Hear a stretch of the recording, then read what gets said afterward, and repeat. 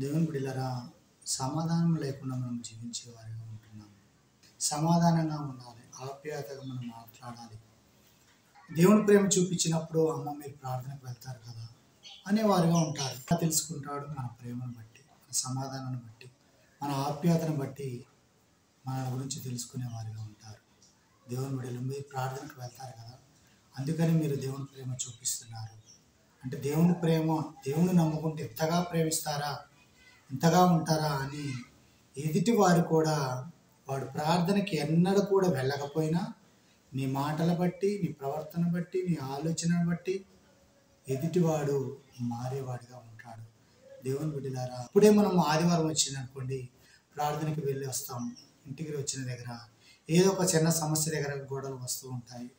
రక్త సంబంధులు కానీ, భార్యాభర్తలు కానీ, పిల్లలకు కానీ, బయట వారు కానీ, ఇరుగు పొరుగు కానీ గొడవలు వచ్చినప్పుడు కయ్యానికి కాలు దువ్వేవారిగా ఉంటాము మనం.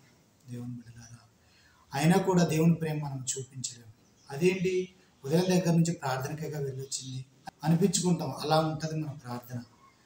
ప్రతి ఒక్క పనుల్లో చూస్తూ ఉంటాడు, దేవుడు నన్ను చూడలేదు అని ఇష్టానుసారంగా ನಾವು జీవించినట్లయితే ఎదుటివారి దేవుణ్ణి నమ్ముకోకుండా ఉంటారు కదా అన్యులు, వాళ్ళ ద్వారా మనం మాట్లాడేవారిగా ఉంటాం. వాళ్ళ దగ్గర ఉండి దేవుడు మాట్లాడుతూ ఉంటాడు.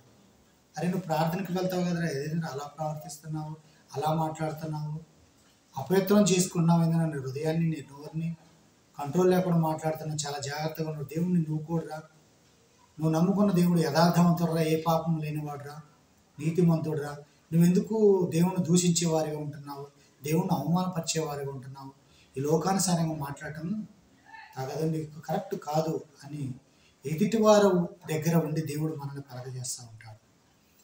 మనం అప్పుడు అర్థం చేసుకోవాలి, అవును కదా నేను చేసింది తప్పే కదా, నేను మాట్లాడడం తప్పే కదా, నేను చేసింది 100% రాంగే కదా అని మన బ్రతుకులు మనము ఆ క్షణంలో మనం సరి చేసుకోవాలి. ఎదుటి వారి దగ్గర ఉండి మనల్ని హెచ్చరిస్తూ ఉంటాడు, మందలిస్తూ ఉంటాడు.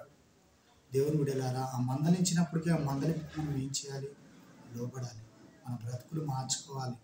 మన లోపాలు మనం సరి చేసుకునే వారిగా మనం ఉండాలి. దేవుని కొద్ది మాటలు దీవించును గాక.